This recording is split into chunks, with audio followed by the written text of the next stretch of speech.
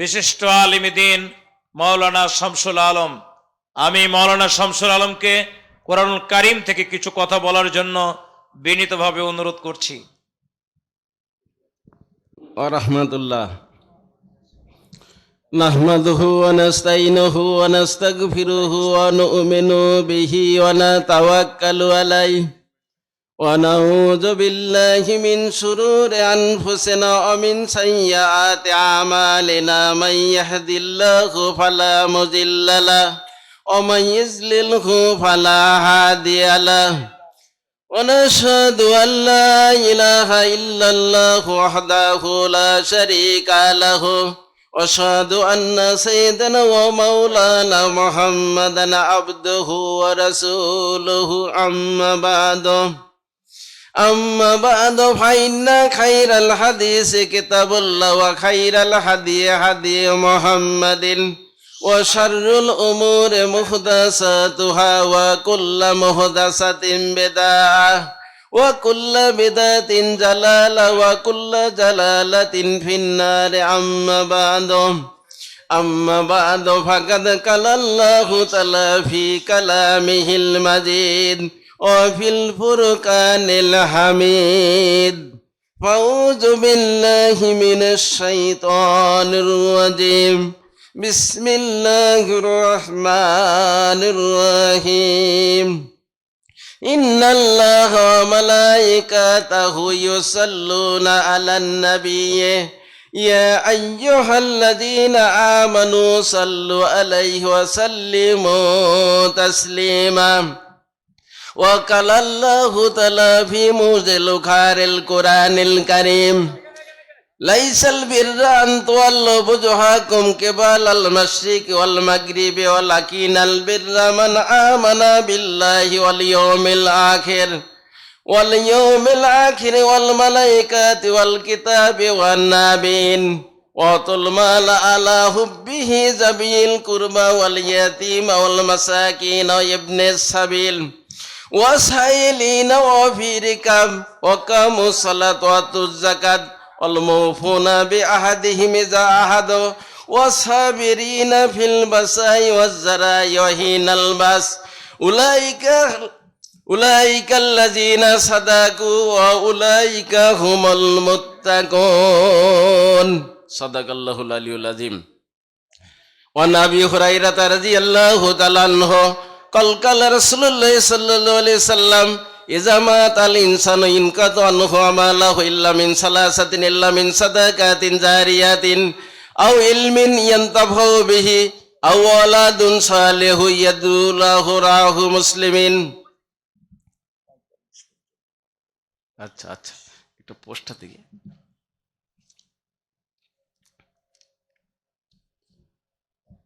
আমানতু বিল্লাহ।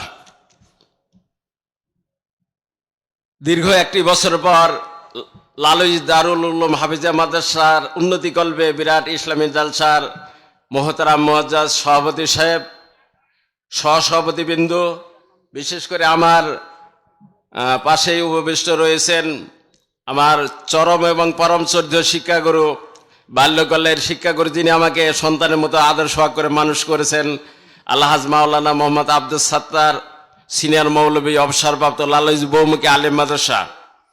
আর একজন আমার বাল্যকালের শিক্ষক রয়েছেন মাওলানা মোহাম্মদ মুজিবুর রহমান সুফার, ইন্দ্রপুর দাখিলি মাদ্রাসা।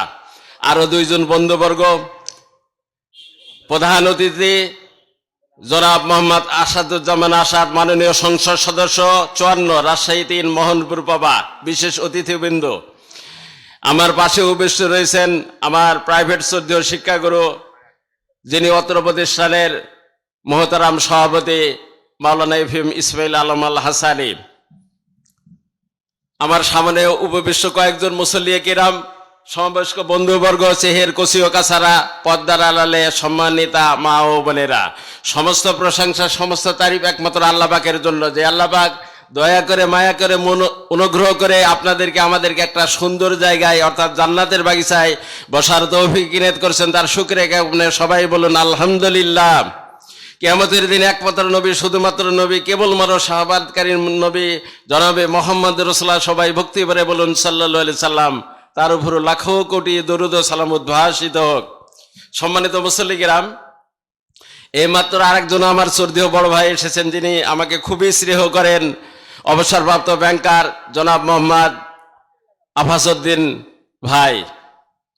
সম্মানিত উপস্থিতি, আল্লাহ পাক কুরআনুল কারিমে সূরা বাকারার ৭৬ নম্বর আয়াতে বলছেন, আমরা যারা মুমিন ব্যক্তি তারাই কিন্তু এগুলি জালসায় আসি, মসজিদ মাদ্রাসায় জনকল্যাণমূলক কাজে আমরা সহযোগিতা করি। আল্লাহ বেঁচে রাখলে আমরা কয়েকদিন পরে ইনশাল্লাহ রমজান পেয়ে যাব। সম্ভবত সোমবার দিবাগত রাত্রে আমাদেরকে ভাত খাইতে হবে। মুত্তাকি শব্দটা অকা থেকে এসেছে। মুত্তাকি ওই লোককে বলা হয় যে কবিরা গুনাহ থেকে দূরে থাকে। সবাই করেন আলহামদুলিল্লাহ।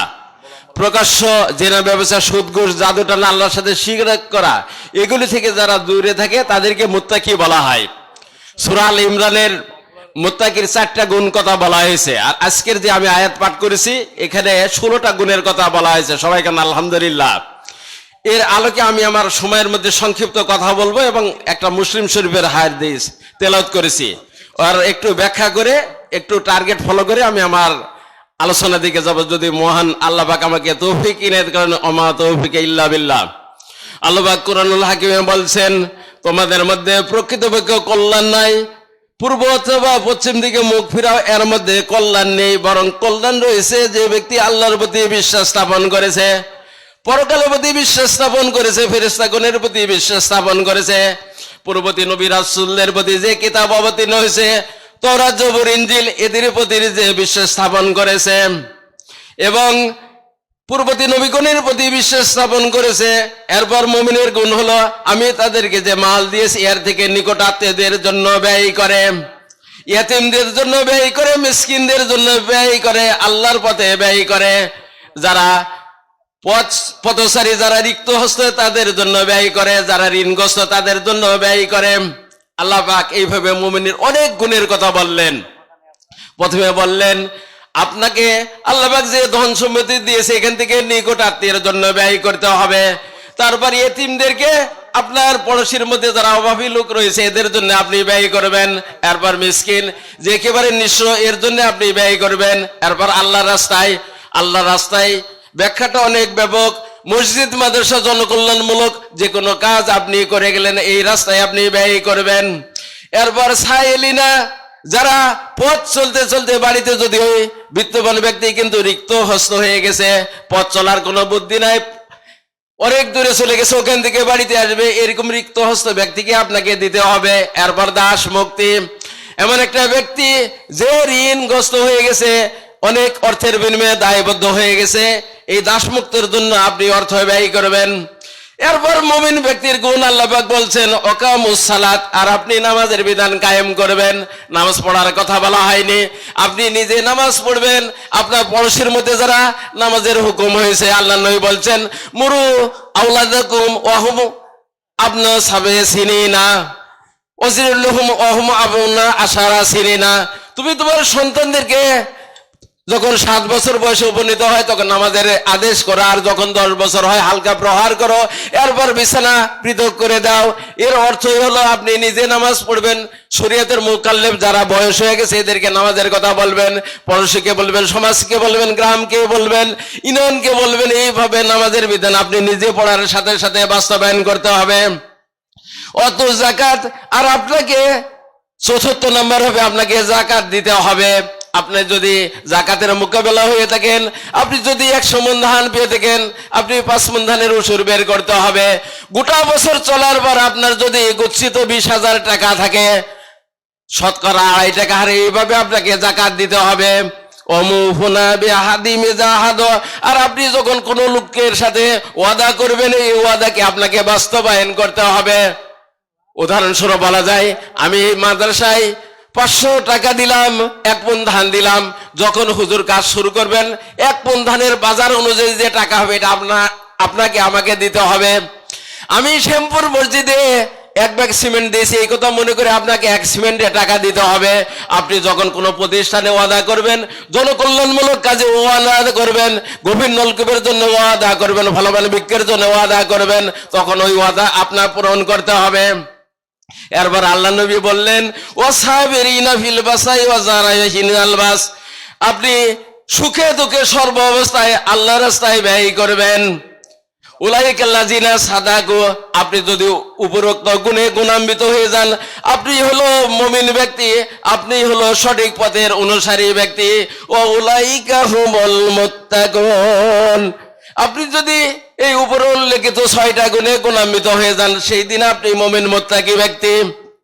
আল্লাহ পাক কোরআনুল কারিমে অন্যথা বলছেন, ইয়া আইয়াতুহান নাফসুল মুতমাইন্না ইরজি ইলা রাব্বিকা রাজিয়াতাম মারজিয়া ফাদখুলি ফি ইবাদি ওয়াদখুলি জান্নাতি। হে পুণ্যমান আত্মাগণ, তুমি হায়াতে জিন্দেগিতে আল্লাহর নবী এবং আল্লাহর হুকুম মোতাবেক সব কাজ করেছো, তোমার ইবাদত বন্দেগী দেখে আমি তোমার প্রতি রাজি খুশি হয়ে গেছি, তুমি আমার বিশিষ্ট বান্দাদের মধ্যে অন্তর্ভুক্ত হয়ে যাও, তুমি আমার ইবাদতের ঘরে প্রবেশ করো। সবাইগণ সুবহানাল্লাহ। কিয়ামতের দিন যদি আল্লাহ পাক আপনাকে আমাকে এই বলে রাখ দেন, হে পুণ্যমান ব্যক্তিগণ, তুমি আল্লাহর হুকুম নবীর আদর্শ মোতাবেক সব কাজ করেছো, তোমার আমল আখলাক দেখে, তোমার নামাজ রোজা হজ যাকাত দান খয়রাত করা দেখে আমি তোমার প্রতি রাজি খুশি হয়ে গেছি, তুমি আমার বিশিষ্ট বান্দাদের মধ্যে অন্তর্ভুক্ত হয়ে যাও, তুমি আমার ইবাদতের ঘরে প্রবেশ করো। এইভাবে যদি ভাই আল্লাহ পাক আপনাকে আমাকে ডাক দেয়, তাহলে খুব সৌভাগ্য। আল্লাহ পাক সূরা ইনফিতারে বলছেন, ইন্নাল আবরারা লাফি নাঈম ওয়া ইন্নাল ফুজ্জারা লাফি জাহিম। সেই দিন পুণ্যবান ব্যক্তিগণ অবশ্যই বেহেশতে যাবে, সবাই কোন আলহামদুলিল্লাহ। আর পাপীগণ দুজকে যাবে। আপনি যদি পুণ্যবান ব্যক্তি হন, আপনি সঙ্গে সঙ্গে দুনিয়ায় কষ্ট করে গেছেন, আল্লাহর হুকুম নবীর আদর্শ মোতাবেক জীবন অতিবাহিত করেছেন, আল্লাহ পাক আপনাকে বেহেশত দিয়ে দেবে। আর আপনি যদি আল্লাহকে অস্বীকার করে থাকেন, নবীর আদর্শকে অস্বীকার করে থাকেন, সেই দিন আপনি জাহান্নামে চলে যাবেন। ইয়াসলাহুনা ইয়াউমাদ্দিন ওয়া মা হুম আনহা বিগায়েবিন, কেন সে ধর্মীয় বিধানকে অস্বীকার করত। একদিন আপনার কর্মফল দিবসে সবকিছু হিসাব নিকাশ দিতে হবে, এগুলিকে আপনি অস্বীকার করতেন। সুম্মা মা আদরাকা মা ইয়াউমাদ্দিন, সুম্মা মা আদরাকা ইয়াউমাদ্দিন। আবারও তাকে বলা হবে, তুমি সে বিচার দিবসকে অস্বীকার করতে। ইয়াউমা লা তামলিকু নাফসুন লিনাফসিন শাইয়্যা ওয়াল আমরু ইয়াউমাইযিন লিল্লাহ। সেই দিন আপনার পক্ষে কেউ সুপারিশ করতে পারবে না, সেদিন শুধুমাত্র একমাত্র কেবলমাত্র কর্তৃত্ব হবে মহান আল্লাহ পাকের। শমশের ভাই, দুনিয়ার জীবনে যদি কোনো বিপদে পড়ে, আত্মীয় স্বজন এগিয়ে যাবে, বাবা মা এগিয়ে যাবেন, চেয়ারম্যান মেম্বার এগিয়ে যাবেন, কিন্তু ওই দিন যদি আপনি বিপদে পড়েন, আপনার স্ত্রী আপনার জন্য কোনো সুপারিশ করবে না, কলিজার টুকরো সন্তানও করবে না, শুধুমাত্র কেবলমাত্র একমাত্র সেই দিন নেক আমল আপনার হাতিয়ার হয়ে যাবে। সম্মানিত উপস্থিতি, এখানে আল্লাহ পাক মুমিনের 16টা গুণের কথা বললেন। আমি মুসলিম শরীফের একটা হাদিস তেলাওয়াত করেছি, মানুষ যখন মরে যায়, মানুষ যখন কবরে চলে যায়, তার সমস্ত আমলনামা বন্ধ হয়ে যায়, কিন্তু 3টি আমলনামা জারি থাকে, চলমান থেকে অব্যাহত থাকে। আপনি কবরে বসে বসে এর দ্বারা উপকৃত হতেই থাকেন। 1 নম্বর হলো সাদকায়ে জারিয়া, মানে এরকম কোন জনকল্যাণমূলক কাজ করে গেলেন। আমার চরিত্র হুজুর মাদ্রাসা হাফিজিয়া করেছেন, তার একক প্রচেষ্টা শ্রম দিয়ে মেধা দিয়ে সায়দারা মাদ্রাসা করেছেন। আপনারা আমরা মনে করেন 20-30 বছর কেউ দুনিয়ায় থাকবো না, আপনি যে এই সাদকায়ে জারিয়া করে গেলেন, জনকল্যাণমূলক কাজ করে গেলেন, মসজিদ মাদ্রাসা নির্মাণ করে গেলেন, কালভিট দিয়ে গেলেন, ফলমাল বৃক্ষ দিয়ে গেলেন, আপনি গভীর নলকূপ দিয়ে গেলেন, এর দ্বারা মানুষ আপনি মরার পরও উপকৃত হতে থাকবে, আপনি বসে বসে সওয়াব পেতেই থাকবেন। 2 নম্বর হলো আও ইলমিন ইয়ানতাফু বিহি, আপনি এমন উপকারী বিদ্যা শিক্ষা অর্জন করলেন যে বিদ্যার শিক্ষা দ্বারা অপরে কল্যাণ হয়। এখানে উভয় শিক্ষাকে বোঝানো হয়েছে। সাপোজ মনে করেন আমার চরিত্র বড় ভাই আলহাজ হাফিজউদ্দিন সাহেব একজন গ্রাজুয়েশন মানুষ, একজন ডিগ্রি পাশের মানুষ, তার কাছে একটা গরিব মানুষ জমি কট কবলা রাখবে, সংসারে দেয়। সে উভয়ের মধ্যে শোনা জানার পর ওই কটকবলাটা লিখে দিল, বাৎসরিক একটা সংকট বাদ দিয়ে দিল। আল্লাহ নবী বলছেন, এই যে ভাই উপকারী বিদ্যা শিক্ষক কবরে যাওয়ার পরে এর দ্বারা উপকৃত হয়ে থাকবেন। আমার সৌদিও ছাত্র হুজুর, তিনি শত শত আলেম তৈরি করেছেন, তারা ওইখান থেকে শত শত আলেম তৈরি করেছেন। এই আলেমগুলা যখন ছেলেকে কোরআন হাদিসের শিক্ষা দিবে, সঠিক জ্ঞান শিক্ষা দিবেন, ফারাইজের জ্ঞান শিক্ষা দিবেন, ইসলামী সাহিত্যের জ্ঞান শিক্ষা দিবেন, এর একটা অংশ বিশেষে কবরে বসে বসে হুজুর সওয়াব পেতেই থাকবেন। 3 নম্বর হলো এমন নেককার সন্তান রেখে গেলেন, যে নেককার সন্তান আপনি মরার পর জানাজা দিতে পারবে, আপনার কবরে দেয়া দোয়া করতে পারবে, ওয়াকুর রাব্বিরহামহুমা কামা রাব্বায়ানি সাগীরা আল্লাহুম্মা ইগফিরলি ওয়া লিওয়ালিদাইয়া ওয়া লিল মুমিনিনা ইয়াওমা ইয়াকুমুল হিসাব। এই বলে যখন দোয়া করতে থাকবে আপনি কবরে বেশি বেশি শান্তি পেতেই থাকবেন। পবিত্র জুমার দিনে সূরাতুল মুলক পাঠ করে যে কবরে সালাম দিয়ে দোয়া করবে, রাইসুল মুফাসসিরিন হযরত আব্দুল্লাহ ইবনে আব্বাস বলেছেন, যে ব্যক্তি সূরাতুল মুলক পাঠ করে কবরে দোয়া করে সঙ্গে সঙ্গে কবরে আযাবকে maaf করে দেওয়া হয়। সবাই কোন সুবহানাল্লাহ। তাহলে যদি আপনার ছেলে কোরআন পড়নি আল্লাহ হয়, হাফেজ হয়, মাওলানা হয়, তাহলে সে পিতার দরদ বুঝবে, মায়ের দরদ বুঝবে। আর মনে করেন যে আপনার ছেলে এমবিবিএস পাস করেছে, ইঞ্জিনিয়ার হয়েছে, ডাক্তার হয়েছে, বিদেশি কলেজের প্রফেসর হয়েছে, এগুলিকে আমি খাটো করে দেখছি না, কিন্তু যদি কোরআনের জ্ঞান না থাকে, নৈতিক জ্ঞান না থাকে, পারিবারিক জ্ঞান না থাকে, ধর্মীয় জ্ঞান না থাকে, তাহলে আপনার এরকম সন্তান রেখে যায় দুনিয়ায় কোনো লাভ নাই। সম্মানিত উপস্থিতি, এই তিনটা আমল আপনার আমার মধ্যে যদি না থাকে, আমি কিয়ামতের দিন শক্তভাবে ধরাশায়ী হয়ে যাব। আল্লাহ কুরআনুল কারীমে তাই বললেন, হে আমার মহব্বতী বান্দাগণ, যখন তুমি হায়াতে জিন্দেগিতে বেঁচে আছো ততদিন তোমার মেধা দ্বারা, মগজ দ্বারা, ব্রেন দ্বারা, মস্তিষ্ক দ্বারা তুমি ভালো কিছু করার চেষ্টা করো। মাইয়ালফিযু মিন কাউলিন ইল্লা লাদাইহি রাকিবুন আতীদ। বান্দা মুখ দিয়ে এমন কথা বলে যে কথা লিখে রাখার জন্য দুইজন সম্মানিত ফেরেশতা রয়েছে, ইয়ালামুনা মা তাফআলুন কিরামান কাতিবিন। দুইজন সম্মানিত ফেরেশতা আপনি ভালো করলেন না মন্দ করলেন এগুলি লিখে রাখবে। আপনি যদি ভালো কর্ম করে থাকেন ডান দিকের ফেরেশতা ভালো কর্ম লিখে রাখবেন, আর আপনি যদি খারাপ কর্ম করে থাকেন বাম দিকের ফেরেশতা আপনার খারাপ কর্ম লিখে রাখবেন। সম্মানিত উপস্থিতি, তাই আমি সংক্ষিপ্ত পরিসরে আপনাদেরকে অনুরোধ জানাই যে আমরা যতদিন বেঁচে আছি আল্লাহর এই কালাম পড়বো, তদ অনুযায়ী জীবন গড়বো। সাথে সাথে নিজের ছেলেকে যদি আলেম বানাতে না পারেন, নাতা নাতনিকে বানান। দুইটা ছেলে থাকলে একটা ছেলেকে মাদ্রাসায় দেন, আপনি বুঝতে পারবেন যে আপনার জীবনে আপনি কি করে গেলেন। আমার একটা দাম আছে এর মধ্যে, হ্যাঁ, এক মধ্যে নগদ 500 টাকা। সম্মানিত মুসল্লি কিরাম, আমি আপনাদেরকে অনুরোধ জানাই, যারা এখনো নিজের সন্তানকে মাদ্রাসায় পড়াতে পারেন না, দুইটা সন্তান হলে একটা মাদ্রাসায় দিবেন, তিনটা চারটা হলে দুইটা দিবেন, হাফিজের লাইনে পড়াবেন। কোরআনের প্রাথমিক জ্ঞান অর্জন করে আপনার ছেলে যেখানে চান্স পাবে সেখানে সমস্যা নাই। সম্মানিত উপস্থিতি, আজকের এই সংক্ষিপ্ত আলোচনায় আমি আপনাদেরকে স্বনির্বন্ধন অনুরোধ জানাই। আমার গ্রামবাসীকে বিশেষ করে যারা এখনো অনেক দূরে ব্যস্ততার মধ্যে আছেন, সকল খাওয়া দাওয়া সেরে আত্মীয়তা সেরে আপনারা এই সামিয়ানা নিয়ে এসে বসে পড়ুন, এই জান্নাতের বাগিচায় এসে বসে পড়ুন। এইখানে পবিত্র কোরআন এবং হাদিসের জ্ঞান আলোচনা হবে। এই জ্ঞান শোনার মাধ্যমে আপনার আমলের পরিবর্তন করার সাথে সাথে ইহকালীন কল্যাণ এবং পরকালীন পথে উন্নতি করেন। সাথে সাথে আপনারা সাধ্য অনুযায়ী আমার গ্রামবাসী যারা আছে ধান দিবেন, টাকা দিবেন, পান দিবেন। যারা আমাদের মতো চাকরি করেন তারা টাকা দিবেন। আপনারা সবচাইতে এই প্রতিষ্ঠানকে কলিজার টুকরো সন্তান দিয়ে সহযোগিতা করবেন, অর্থ দিবেন।